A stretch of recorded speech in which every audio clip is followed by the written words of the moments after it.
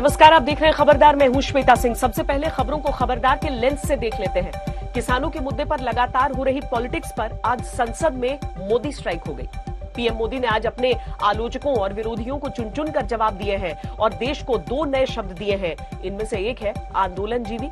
आपने परजीवी, श्रमजीवी, बुद्धिजीवी सुना होगा, लेकिन आंदोलनजीवी में पीएम मोदी का वो कटाक्ष है जिसे समझने वाले समझ गए होंगे। इसके अलावा उन्होंने एफडीआई शब्द को भी नए मायने दिए। उन्होंने किसान आंदोलन में देश विरोधी ताकतों की घुसपैठ को फॉरेन डिस्ट्रक्टिव आइडियोलॉजी कहा है। प्रधानमंत्री ने आज संसद में जो कहा, उसमें किसान आंदोलन के समाधान से जुड़े कौन से संकेत हैं, इसका विश्लेषण करेंगे।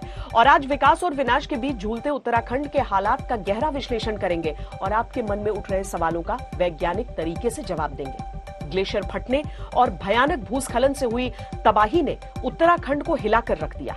2013 में केदारनाथ में कुदरत का कहर बरपा था और अब 7 साल 7 महीने बाद 2021 में दूसरी बड़ी आपदा हुई है। आपने तबाही की तस्वीरें देख ली, आप लगातार रेस्क्यू ऑपरेशन देख रहे हैं, लेकिन हम आपको ये बताएंगे कि उत्तराखंड में ऐसा बार बार क्यों हो रहा है। उत्तराखंड के पहाड़ नाजुक क्यों हैं? वहां के पहाड़ों की कमजोरियां क्या हैं? वहां ऐसा क्या है जिसकी वजह से बार बार भूस्खलन होता है और दूसरी आपदाएं आती हैं? जिस जगह पर ग्लेशियर फटा, आज तक संवाददाता उस जगह तक पहुंच गए हैं और वहां का हवाई सर्वे किया है। ये सुपर एक्सक्लूसिव रिपोर्ट आपको मिस नहीं करनी चाहिए। देश के हर व्यक्ति को लगता है कि उसके क्षेत्र का विकास होना चाहिए।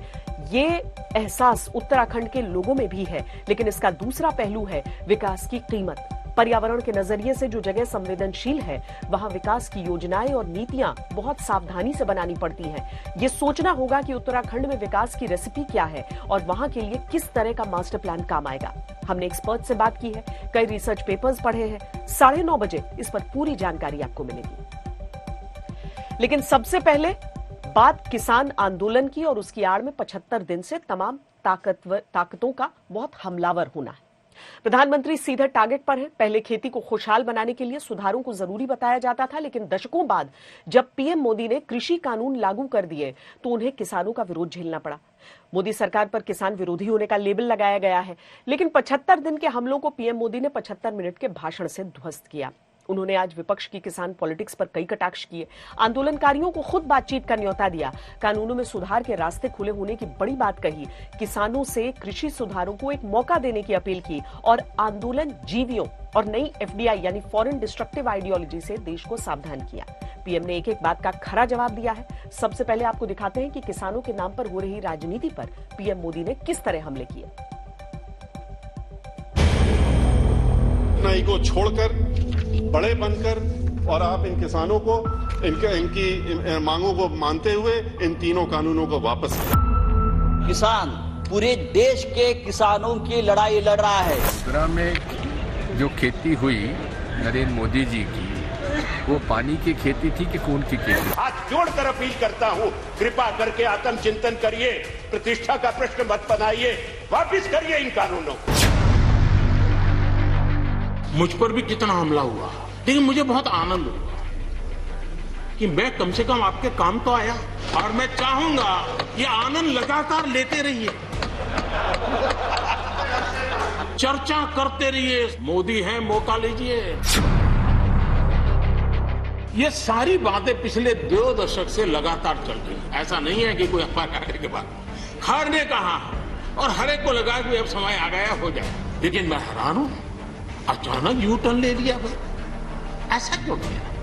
75 मिनट में ही प्रधानमंत्री नरेंद्र मोदी ने उस पॉलिटिक्स की पोल खोल दी जो पॉलिटिक्स किसानों के नाम पर करीब 2.5 महीने से उनके खिलाफ हो रही है और सड़क से लेकर संसद तक उन्हें घेरा जा रहा है। सदन में भी जिस तरह चर्चा हुई, और मैं सच बताता हूं, चर्चा का स्तर भी अच्छा था, वातावरण भी अच्छा था। ये ठीक है, इससे कितने लाभ होते हैं। मुझ पर भी कितना हमला हुआ, हर प्रकार से जो भी कहा जा सकता है कहा, लेकिन मुझे बहुत आनंद हुआ कि मैं कम से कम आपके काम तो आया।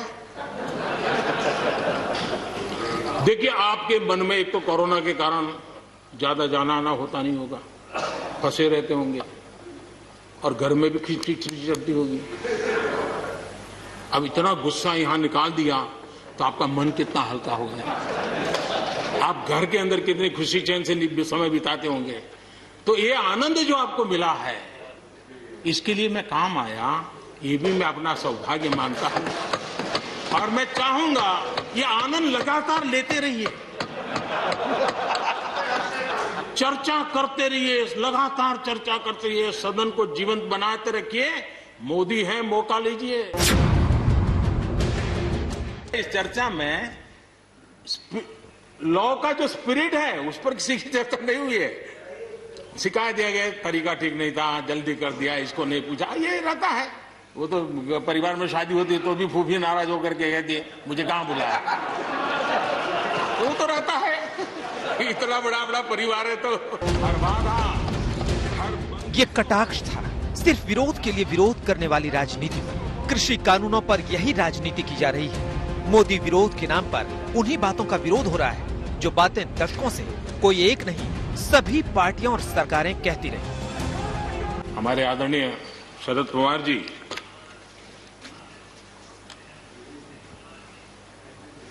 और कांग्रेस के भी हर किसी ने, हर सरकार ने कृषि सुधारों की वकालत की है। कोई पीछे नहीं है, क्योंकि हर एक को लगता है कर पाए नहीं कर पाए अलग बात है, लेकिन ये होना चाहिए, ये बात हर एक की निकली हुई है। और आज नहीं, जब भी जो जहां थे सबने की हुई है। और शरद राव जी ने तो अभी एक बयान भी दिया कि मैं सुधारों के पक्ष में हूं। ठीक है, पद्धति के संबंध में उनके मन में सवाल है, लेकिन सुधारों का विरोध नहीं किया है। लेकिन मैं हैरान हूं, अचानक यू टर्न ले लिया भाई, ऐसा क्यों किया?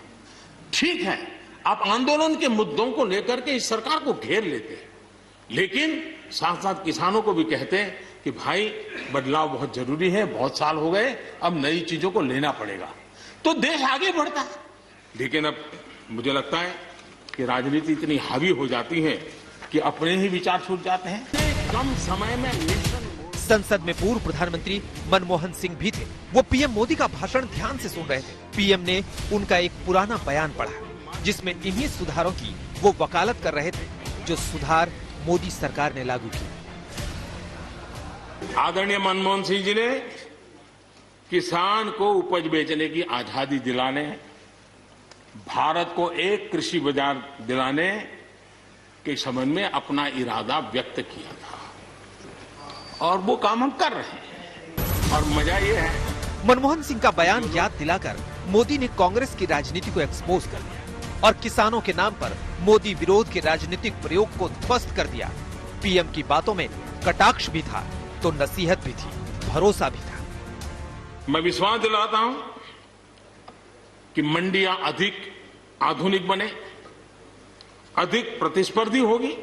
इस बार बजट में भी उसके लिए हमने प्रावधान किया है। इतना ही नहीं, एमएसपी है, एमएसपी था, एमएसपी रहेगा। जिन 80 करोड़ से अधिक लोगों को सस्ते में राशन दिया जाता है, वो भी कंटिन्यू रहेगा। अच्छा करने के लिए अच्छे सुझावों के साथ, अच्छे सुधारों की तैयारी के साथ हम सबको आगे बढ़ना चाहिए। मैं आप सबको निमंत्रण देता हूं, आइए हम देश को आगे ले जाने के लिए, कृषि क्षेत्र की समस्याओं का समाधान करने के लिए आंदोलनकारियों को समझाते हुए हमने देश को आगे ले जाना होगा। खेती की मूलभूत। पीएम की बातों में कानूनों को लेकर कोई जिद नहीं थी। 100% परफेक्ट कानून का दावा नहीं था। सुझावों को स्वीकार करने का बड़प्पन था। सुधारों को एक मौका देने की अपील थी और मिलकर आगे बढ़ने की नसीहत थी। किसी न किसी को ये काम करना ही पड़ेगा। आज मैंने किया है, गालियां मेरे खाते में जाने दो, लेकिन इस अच्छा करने में आप जुड़ जाओ।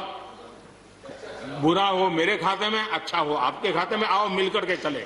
आज तक किसान आंदोलन पर पीएम ने आज 5 बड़ी बातें की हैं। पहली बात कि अच्छे सुझाव आते हैं तो हर सरकार कानूनों में सुधार करती है, यानी कानूनों में सुधार के रास्ते बंद नहीं है और नहीं ऐसी कोई जिद है। दूसरी बात यह कि किसानों से बातचीत हो रही है, एक दूसरे को समझने का प्रयास किया जा रहा है। तीसरी बात यह है कि खेती को खुशहाल बनाने के लिए यह फैसले लेने का समय है। देश को पीछे नहीं आगे बढ़ना चाहिए। सभी को कृषि सुधारों को एक मौका जरूर देना चाहिए। यह देखना चाहिए कि इससे फायदा हो रहा है या नहीं। अगर कोई कमी होगी तो इसे ठीक करेंगे। चौथी बात यह कि जो लोग आंदोलन कर रहे हैं उनसे पीएम ने अपील की कि वो आंदोलन में बैठे बुजुर्गों को घर ले जाएं। पांचवी बात यह कि पीएम ने ऑफर दिया है कि आंदोलन को खत्म करने के लिए मिलकर चर्चा करेंगे। रास्ते खुले हैं और प्रधानमंत्री ने खुद सदन से इसका न्योता दिया है। किसान संगठनों और आंदोलनकारियों ने पीएम के ऑफर पर क्या जवाब दिया, ये हम आगे आपको बताएंगे, लेकिन उससे पहले प्रधानमंत्री की वो बातें सुनिए जो उन्होंने संसद के जरिए सीधे आंदोलनकारियों से की है। प्रधानमंत्री की ये बातें बहुत अहम है और इससे 2.5 महीने के आंदोलन में सुलह का रास्ता निकलने की नई उम्मीद जगी है। कई कानून है, हर कानून में 2 साल 5 साल के बाद, कभी 2 महीने 2-3 महीने के बाद सुधार करते ही करते हैं। हम कोई स्टैटिक अवस्था में जीने वाले लोग थोड़े हैं जी। जब अच्छे सुझाव आते हैं तो अच्छे सुधार भी आते हैं और सरकार भी अच्छे सुझावों को, और सिर्फ हमारी नहीं, हर सरकार ने अच्छे सुझावों को स्वीकार किया। यही तो लोकतंत्र की परंपरा है। लगातार हमारे कृषि मंत्री जी लगातार किसानों से बातचीत कर रहे हैं, लगातार मीटिंगें हो रही हैं और अभी तक कोई तनाव पैदा नहीं हुआ है। एक दूसरे की बात को समझने का, समझाने का प्रयास चल रहा है और हम लगातार आंदोलन से जुड़े लोगों से प्रार्थना करते हैं कि आप आंदोलन करना आपका हक है, लेकिन इस प्रकार से बुजुर्ग लोग वहां बैठे ये ठीक नहीं है। आप उनको सबको ले जाइए, आप आंदोलन को खत्म कीजिए। आगे बढ़ने के लिए मिल बैठ करके चर्चा करेंगे, रास्ता खुले है। ये सब हमने कहा है। मैं आज भी इस सदन से माध्यम से भी निमंत्रण देता हूं। ये बात निश्चित है, हमारी खेती को खुशहाल बनाने के लिए फैसले लेने का ये समय है। इस समय को हमने गंवा नहीं देना चाहिए। हमें आगे बढ़ना चाहिए, देश को पीछे नहीं ले जाना चाहिए। पक्ष हो, विपक्ष हो, आंदोलनरत साथी हो, इन सुधारों को हमने मौका देना चाहिए और एक बार देखना चाहिए कि इस परिवर्तन से हमें लाभ होता है कि नहीं होता है। कोई कमी हो तो उसको ठीक करेंगे और कहीं ढिलाई है तो उसको कसेंगे। ऐसा तो है नहीं कि सब दरवाजे बंद कर दिए बस। पीएम ने इनविटेशन दिया तो किसान नेताओं ने भी कहा कि सरकार बातचीत की तारीख तय करे, वो अगले दौर की बातचीत के लिए तैयार है। आंदोलनकारियों का कहना है कि उन्होंने सरकार से बातचीत के लिए कभी मना नहीं किया। जब भी बातचीत के लिए बुलाया जाता है वो अपनी बात रखने के लिए जाते हैं। अब तक 11 बार ऐसी बातचीत हो चुकी है और सरकार 1.5 साल कानूनों को होल्ड पर रखने का ऑफर भी दे चुकी है, लेकिन आंदोलनकारी इस पर राजी नहीं है। आज पीएम की स्पीच के बाद हमने किसान नेता राकेश टिकैत से बात की। वे तो ये कह रहे हैं कि किसान घर चले जाओ, तो किसान कैसे चले जाएगा घर? इतने बातचीत नहीं होगी, उसका समाधान नहीं होगा तो कैसे चले जाएगा? बातचीत करो। लेकिन उन्होंने तो कहा है ना कि अगर संसद से कोई बात कही जा रही है तो उसका अपना वजन होता है। कह रहे हैं कि एमएसपी है, एमएसपी था, एमएसपी रहेगा। उस पर कानून भी बनेगा, ये भी कह देना चाहिए उनको, कानून भी बनेगा। जो लोग भूख पे व्यापार करते हैं, भूख के आधार पर रोटियों की कीमत दिन रात बढ़ेगी, वो नहीं होगा। भूख पर व्यापार नहीं होगा। आप जो हमें समर्थन देने के लिए आ रहे हैं उसके लिए आपका धन्यवाद। इतना लंबा चौड़ा प्रधानमंत्री ने बोला है, फिर दिक्कत मतलब कहाँ, अब कैसे बात बढ़ेगी? उन्होंने तो कहा कि बातचीत भी चल रही है। बातचीत चलाओ, बातचीत क्या मतलब, बातचीत चलाओ, बातचीत चलाओ। यहाँ इस बात को भी समझना होगा कि कुछ ऐसे लोग भी हैं जो ये नहीं चाहते कि किसानों और सरकार के बीच बात बन जाए और आंदोलन खत्म हो। ऐसे लोग हर जगह पर दिख जाएंगे, फिर चाहे आंदोलन किसी का भी हो और मुद्दा कोई भी हो। प्रधानमंत्री नरेंद्र मोदी ने ऐसे लोगों के लिए एक नया शब्द बनाया और ये शब्द है आंदोलन जीवी, यानी ऐसे लोग जिनका आंदोलन के अलावा कोई और काम नहीं है और ये लोग सिर्फ आंदोलन के लिए जीते हैं।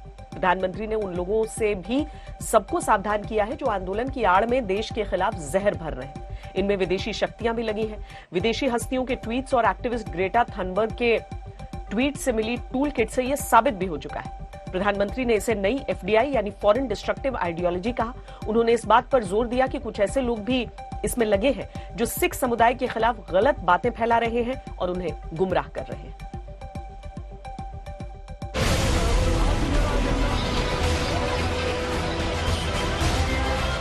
श्रमजीवी, बुद्धिजीवी, ये सारे शब्दों से परिचित हैं, लेकिन मैं देख रहा हूं कि पिछले कुछ समय से इस देश में एक नई जमात पैदा हुई है, एक नई बिरादरी सामने आई है और वो है आंदोलन जीवी। परजीवी, श्रमजीवी और बुद्धिजीवी तो सुना था, लेकिन ये आंदोलनजीवी क्या होता है? आज प्रधानमंत्री नरेंद्र मोदी ने देश को नया शब्द दे दिया। ये जमात आप देखोगे, वकीलों का आंदोलन है वो ना वहां नजर आएंगे, स्टूडेंट का आंदोलन है वो वहां नजर आएंगे, मजदूर का आंदोलन है वो वहां नजर आएंगे, कभी पर्दे के पीछे कभी पर्दे के आगे।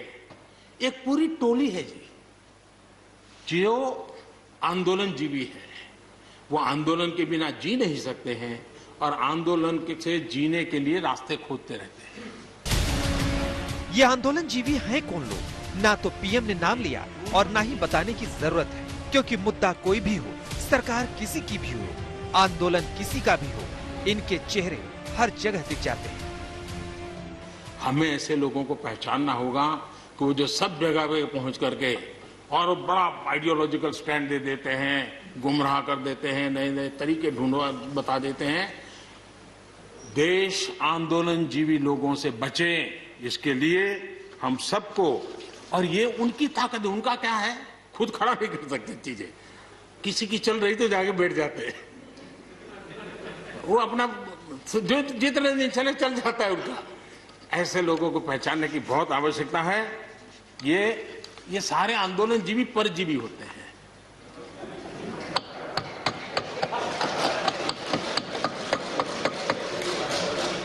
और यहां पर सब लोगों को मेरी बात से आनंद इसलिए होगा कि आप जहां जहां सरकारें चलाते होंगे, आपको भी ऐसे परजीवी आंदोलनजीवियों का अनुभव होता होगा।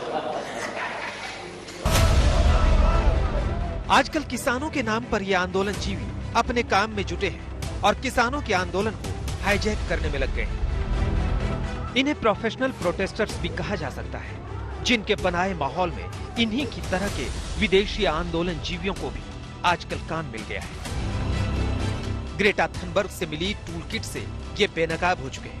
भारत को बदनाम करने और हिंसा अराजकता फैलाने के लिए ये एक नई एफडीआई है, जिसका फुल फॉर्म आज पीएम मोदी ने बताया। मैं देख रहा हूं इन दिनों एक नया एफडीआई मैदान में आया है। ये नए एफडीआई से देश को बचाना है।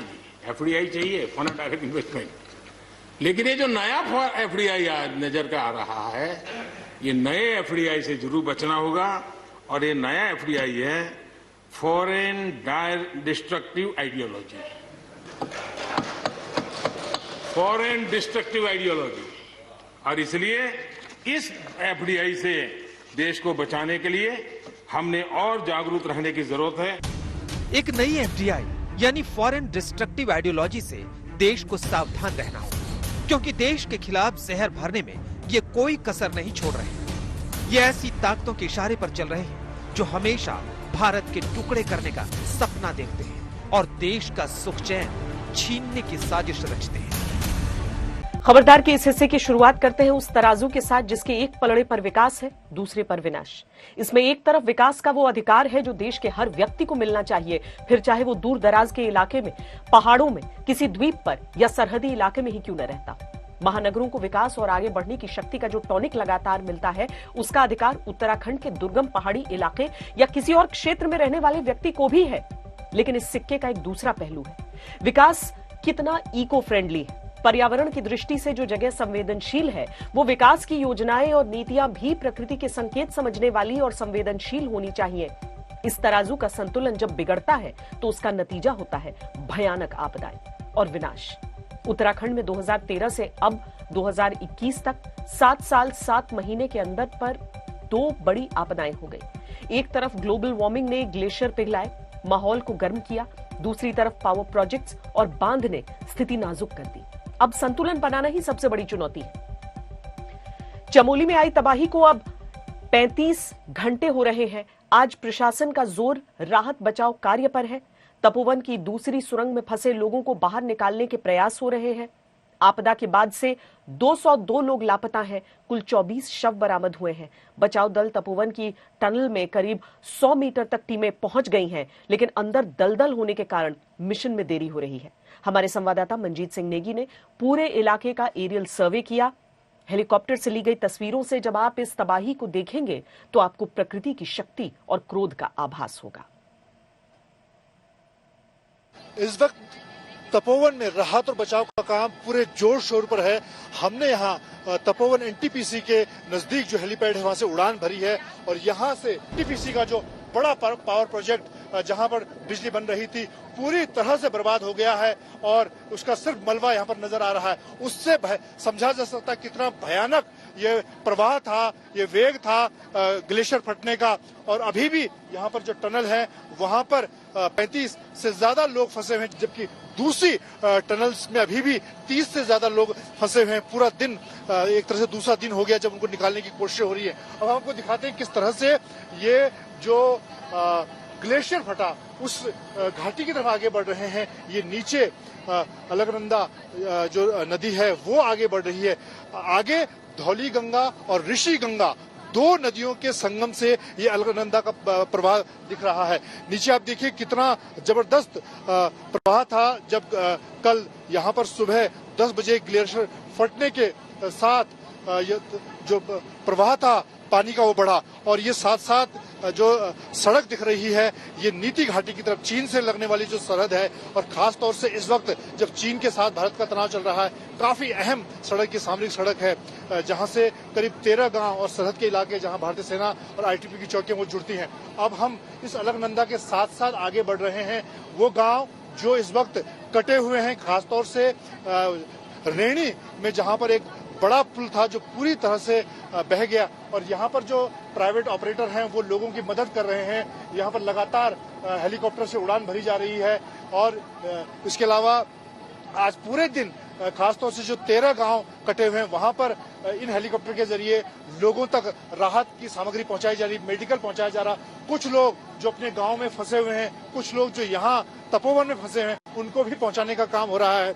और अब आप देखिए किस तरह से ये प्रवाह था जब जो ग्लेशियर फटने के बाद अलकनंदा नदी में पूरी तरह से। और ये याद दिलाता है 2013 की इसी तरह से केदार घाटी में जब मंदाकिनी नदी और सरस्वती नदी पर जो प्रवाह जो गांधी झील का प्रवाह बना था उसके बाद उसी तरह के हालात बन गए थे। हालांकि इस वक्त अब पानी का जो प्रवाह है कम।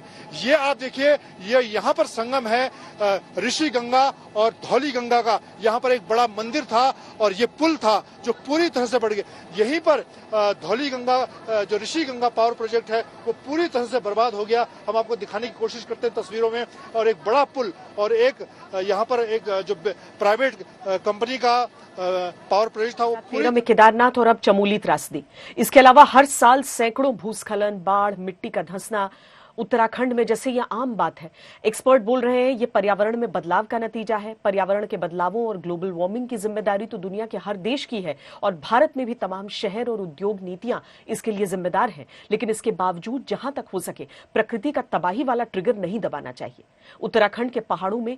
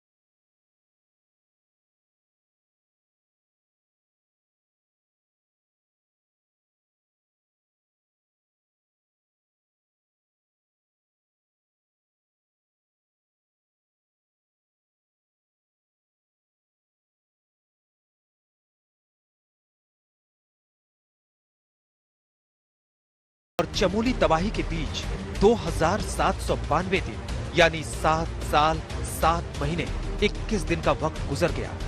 कल जब तबाही की तस्वीर ने हमें झकझोरा तो सवाल उठा कि क्या हमने इन 7 सालों में कुछ नहीं सीखा। सवाल उठता है कि पहाड़ों की त्रासदी की वजह क्या है। क्या बांध परियोजनाओं और बड़े पैमाने पर चल रहे निर्माण कार्यों ने इलाके का इको बैलेंस खराब कर दिया है या फिर ग्लोबल वार्मिंग की वजह से? स्थानीय लोग मन में बहुत सारे सवाल लिए इस तबाही को देख रहे हैं। वातावरण बिगड़ रहा है, उसकी ओर बहुत ध्यान देना है।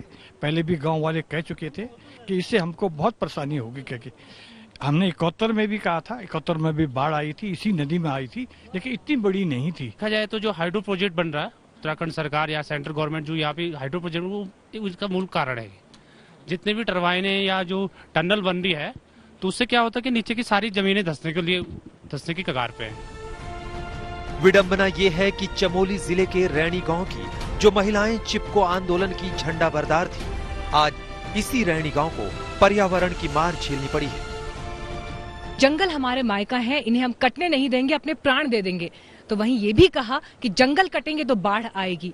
और देखिए कैसा ये संयोग है कि आज उन्हीं गौरा देवी के गांव, रैणी गांव, जिसकी तस्वीर आप इस वक्त देख रहे हैं, वहां पर सैलाब आता है ग्लेशियर फटने की वजह से।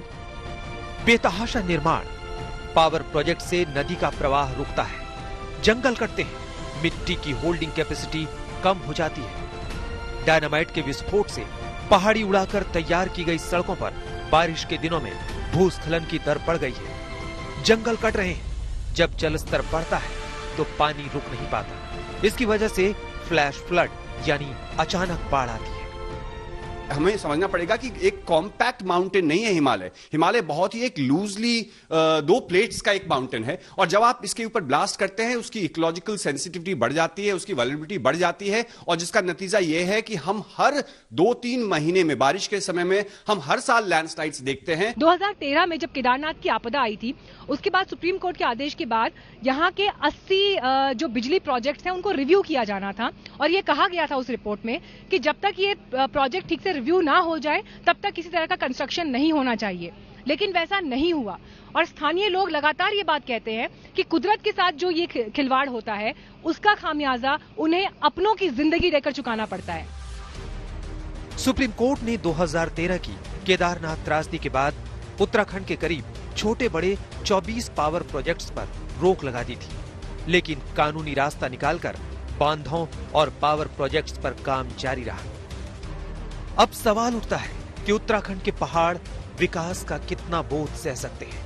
फॉरेस्ट सर्वे ऑफ इंडिया की 2019 की रिपोर्ट के अनुसार उत्तराखंड का कुल भौगोलिक क्षेत्र 53,483 स्क्वायर किलोमीटर है। इसमें 24,303 स्क्वायर किलोमीटर में वन क्षेत्र है, यानी कुल क्षेत्रफल का 45.44% हिस्सा। हालांकि यह हिस्सा अब कम हो रहा है, आबादी का बोझ बढ़ रहा है। लेकिन ऐसा नहीं है कि पहाड़ के लोगों को स्कूल नहीं चाहिए, पहाड़ के लोगों को सड़कें नहीं चाहिए, उद्योग धंधे की चाहत नहीं है, वो अपना जीवन स्तर भी उठाना चाहते हैं। लेकिन इसके लिए अलग से मास्टर प्लान बनाना होगा और मनमाने तरीके से हो रहे निर्माण को संवेदनशील और वैज्ञानिक बनाना होगा। अगर पहाड़ में इकोलॉजिकली सेंसिटिव एरिया है, वो फ्रेजाइल जोन है, जिसमें सारे के सारे साइंटिस्ट आपको कहते हैं कि आप ब्लास्टिंग नहीं कर सकते हैं, कुछ प्रोजेक्ट्स जो है आप कुछ एरियाज में नहीं कर सकते, तो रोड और विकास से किसी का विरोध नहीं है, लेकिन किस तरह का विकास, ये विकास है या विनाश है। पहाड़ों में सबसे महत्वपूर्ण होता है संतुलन, और अगर ये बिगड़ा तो तबाही निश्चित है। इसलिए इको फ्रेंडली विकास करना होगा। मीनाक्षी कंडवाल और आशुतोष मिश्रा के साथ आज तक ब्यूरो। उत्तराखंड के पहाड़ी इलाकों में प्रकृति का संतुलन बिगड़ रहा है, तो इसकी वजह हिमालय का तापमान बढ़ना है। कई छोटी छोटी चीजें इसके लिए जिम्मेदार हैं। मसलन पहले वहां भवन निर्माण में लकड़ी के स्ट्रक्चर ज्यादा बनते थे, अब सीमेंट के स्ट्रक्चर ज्यादा बनते हैं, जिससे तापमान बढ़ रहा है। हिमालय क्षेत्र में तकरीबन 8,000 ग्लेशियल झीलें हैं, जिनमें 200 खतरनाक हैं। इन खतरनाक झीलों पर नजर रखने की जरूरत है। ये 200 झीलें कभी भी फ्लैश फ्लड का स्रोत बन सकती हैं। विशेषज्ञों ने ग्लेशियर में बर्फ की थर्मल प्रोफाइल बढ़ने की चेतावनी दी है। पहले बर्फ की थर्मल प्रोफाइल -6 से -20 डिग्री सेंटीग्रेड थी, जो अब -2 डिग्री सेल्सियस हो गई है। मतलब बर्फ आसानी से पिघल सकती है। बर्फ की थर्मल प्रोफाइल बढ़ने जैसी घटनाएं ग्लोबल वार्मिंग के खतरे के प्रति आगाह करती हैं। ग्लोबल वार्मिंग के लिए सबसे अधिक जिम्मेदार विकसित देश हैं, फिर विकासशील देश और आखिर में गरीब देश। तेज तरक्की के लिए विकसित देशों ने पहले प्रकृति का दोहन किया, लेकिन अब वही देश भारत सहित तमाम दूसरे देशों को ज्ञान देते हैं। ग्लोबल वार्मिंग की जिम्मेदारी के लिए सबसे बड़े शेयर होल्डर की बात करें तो 2019 के आंकड़ों के अनुसार नंबर 1 पर चीन है, जहां 10 अरब टन कार्बन डाइऑक्साइड का उत्सर्जन हुआ। 2019 में अमेरिका का CO2 उत्सर्जन 5.28 अरब टन रहा, जबकि भारत का 2.62 अरब टन। यानी कार्बन डाइऑक्साइड उत्सर्जन की कसौटी पर भारत के मुकाबले चीन का दोष लगभग 3 गुना है, जबकि अमेरिका का लगभग 2 गुना। लेकिन ग्लोबल वार्मिंग का असर सब पर होता है। ऐसा नहीं होता कि असर भी दोष के हिसाब से कम या ज्यादा। प्रकृति के साथ संतुलन न बने तो पहाड़ी इलाकों में फ्लैश फ्लड, भूस्खलन, पहाड़ों के दरकने जैसी आपदाएं आती हैं। भारत में 4,20,000 वर्ग किलोमीटर यानी 12.6% जमीन ऐसी है जहां भूस्खलन का खतरा बढ़ा है। यूके के शेफील्ड विश्वविद्यालय की स्टडी में 2004 से 2016 के बीच दुनिया के 5,031 बड़े भूस्खलन में 829 भारत में आए, जिनमें 10,900 मौतें भारत में यानी कुल 18% मौतें भारत में हुई। 2014 से 2016 के बीच निर्माण कार्यों से आए भूस्खलन की घटनाओं में 28% भारत में, 9% चीन में, 6% पाकिस्तान में हुई। खनन से आए भूस्खलन की घटनाओं में 12% भारत में, 11.7% इंडोनेशिया में और 10% चीन में हुई। 2011 की एक स्टडी के अनुसार भारत को भूस्खलन से हर साल 150 से 200 करोड़ रुपयों का आर्थिक नुकसान झेलना पड़ा। एमएसएमई सेक्टर को और मजबूत बनाने के लिए सरकार पूरे दमखम के साथ जुट गई है। जीडीपी में 30% का योगदान करने वाले इस सेक्टर की जीडीपी में हिस्सेदारी बढ़ाकर 40% करने का लक्ष्य सरकार ने तय किया है। इसके लिए नई एमएसएमई को सस्ता लोन देने का इंतजाम आरबीआई ने किया है।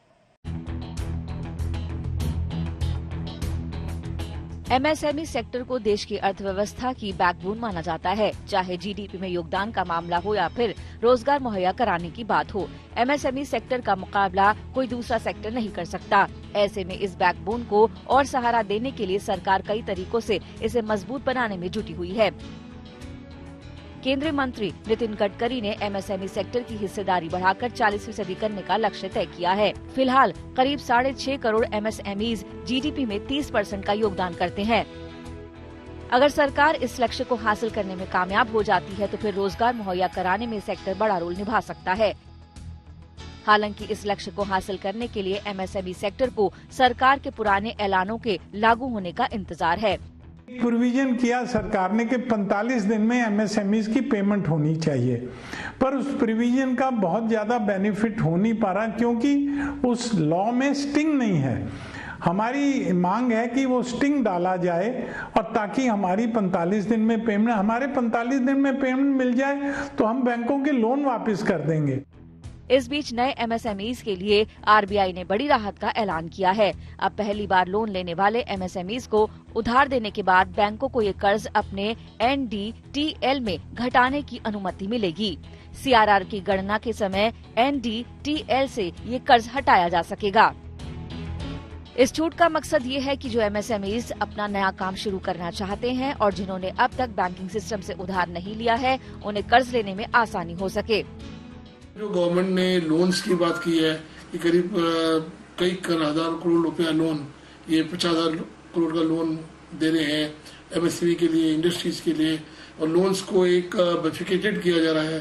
बैंक्स को परमिशन दी जा रही है कि लेस पेपर वर्क पे लोन दिया जाए। इस छूट से नए एमएसएमईज को बड़ी राहत मिलेगी और बजट के ऐलानों के साथ ही मिलकर ये राहत नए उद्योग को स्थापित करने में मददगार साबित होगी।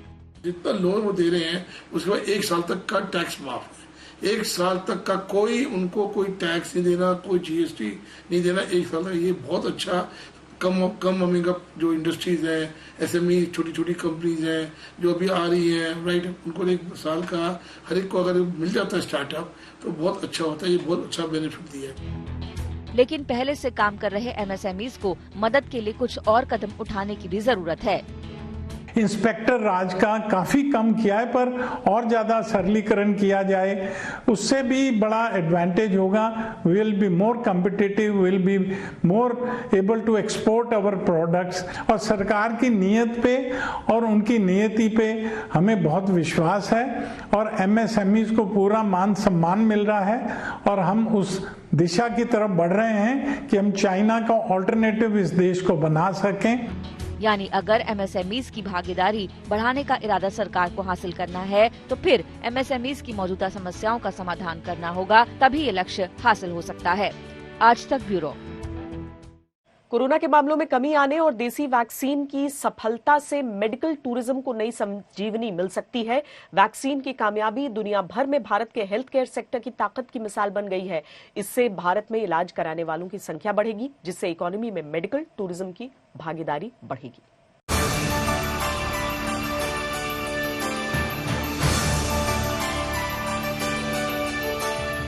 कोरोना काल में ठप रहने के बाद अब देश का मेडिकल टूरिज्म सेक्टर एक बार फिर से नई शुरुआत के लिए तैयार है। इसकी एक बड़ी वजह है made in India corona vaccine की सफलता, जिसने देश के हेल्थ केयर सेक्टर का परचम दुनिया भर में लहराने का काम किया है। इस बजट में वैक्सीनेशन के ऊपर काफी प्रोत्साहन दिया गया है और वैक्सीनेशन के ऊपर प्रोत्साहन देने का मतलब ये है कि पूरे आम जनता की स्वास्थ्य को ख्याल रखा गया है, क्योंकि वैक्सीनेशन 1-2 से नहीं होगा। वैक्सीनेशन ज्यादा से ज्यादा लोगों को जब मिलेगी इस देश में तो इम्यूनिटी की अच्छी बात बनेगी और मैक्सिमम टू ज्यादा से ज्यादा लोग अपनी जान बचा सकते हैं। वैक्सीन की सफलता से हेल्थ केयर सेक्टर को उम्मीद है कि अब मेडिकल टूरिज्म देश को आत्मनिर्भर बनाने और इकोनॉमी में ज्यादा योगदान करेगा। मेडिकल टूरिज्म की बीते वर्षों में हुई ग्रोथ पर नजर डालें तो 2014 की तुलना में 2018 में इलाज के लिए भारत आने वाले विदेशियों की संख्या 350% ज्यादा बढ़ी है। 2018 में 1.05 करोड़ से ज्यादा विदेशी पर्यटक भारत आए थे और इनसे 1.94 लाख करोड़ रुपए की कमाई हुई थी। फिक्की की रिपोर्ट के मुताबिक भारत में अमेरिका यूरोप के मुकाबले इलाज 50% तक सस्ता है और मोर्टेलिटी रेट भी अमेरिका से कम है। हालांकि कोरोना काल में फ्लाइट्स के बंद होने और सभी जगह लगी पाबंदियों के चलते इस सेक्टर को भारी नुकसान हुआ। अब कोरोना के घटते मामलों और वैक्सीन की सफलता के चलते मेडिकल टूरिज्म का सिलसिला फिर से शुरू हो गया है। पिछले हफ्ते म्यांमार से 21 किडनी, लीवर और हार्ट के मरीज एक विशेष चार्टर्ड विमान से इलाज के लिए भारत आए। ट्रैवल से जुड़े प्रतिबंधों में ढील से मेडिकल टूरिज्म में और तेजी आने की उम्मीद है। आंकड़ों के मुताबिक 2018 में आए पर्यटकों में से 6.1% यानी कि करीब 6.5 लाख इलाज के लिए आए थे और 2019 में आए पर्यटकों में से 6.4% यानी करीब 7 लाख इलाज के लिए आए थे। 2020 में कोरोना के कहर के बाद अब बजट में हुए ऐलानों से देश की पारंपरिक चिकित्सा पद्धति को भी उम्मीद है कि देश मेडिकल सेक्टर में नए कमाल करने में कामयाब रहेगा। मैं मानता हूं कि इस समय इकोनॉमी को दोबारा पटरी पर लाने के लिए बहुत सारी चीज़ों की ज़रूरत है, क्योंकि कोविड के कारण हर चीज़ ठप पड़ गई थी और आज ऐसा माहौल है कि हम लोग सोच रहे हैं कि किस तरह से इकोनॉमी को या अपनी इंडस्ट्री को दोबारा हम लोग पटरी पर लेके आएँ और उसके लिए गवर्नमेंट के जो प्रोविजंस हैं, प्रावधान हैं कि इंफ्रास्ट्रक्चर को मजबूत किया जाए और इवन स्टार्टअप्स के लिए जो उन्होंने एक टैक्स हॉलीडे पीरियड दिया है, ये बहुत अच्छा है। रिमोट विलेज के अंदर किसानों के साथ मिलके उनके बच्चे ही प्लांट चलाते हैं, उनको एम्प्लॉयमेंट दिया जाता है और वहाँ पर जो प्रोडक्ट बनता है ऑथेंटिक, ऑर्गेनिक, वो केवल देश में ही नहीं करीब 28 देशों में एक्सपोर्ट करा जा रहा है। अपने देश से जो भी हर्ब्स होती हैं, हमारी देश का जो इतिहास है, वो बल्क ना एक्सपोर्ट करा जाए बल्कि वैल्यू ऐड करके लोगों के हैप्पीनेस और हेल्थ के लिए बहुत ही फ्यूचर के लिए अच्छा रहेगा। दरअसल इस बार के बजट में देश के स्वास्थ्य क्षेत्र की सेहत सुधारने, हेल्थ इंफ्रास्ट्रक्चर को मजबूत करने के लिए जितने भी ऐलान किए हैं वो सभी के लिए फायदेमंद रहेंगे। इससे ज्यादा हम जो हेल्थ कर्मचारी हैं, स्वास्थ्य कर्मचारी हैं, डॉक्टर्स हैं, इनको एक बहुत बड़ी प्रोत्साहन मिलेगी और इस प्रोत्साहन से ज्यादा स्वास्थ्य की जो अल्टीमेट केयर है, जो हेल्थ वर्कर्स का जो लोगों को देने के लिए हम बैठे हुए हैं, वो आम जनता को फायदा होगा। जाहिर है इसी तरह हर एक सेक्टर भारत को आत्मनिर्भर बनाने का काम करेगा, जिससे देश की इकोनॉमी बुलंदियों पर पहुंचने में कामयाब रहेगी। आज तक ब्यूरो। खबरदार में आज के लिए इतना ही। देश और दुनिया की बाकी खबरों के लिए आप देखते रहिए आज तक।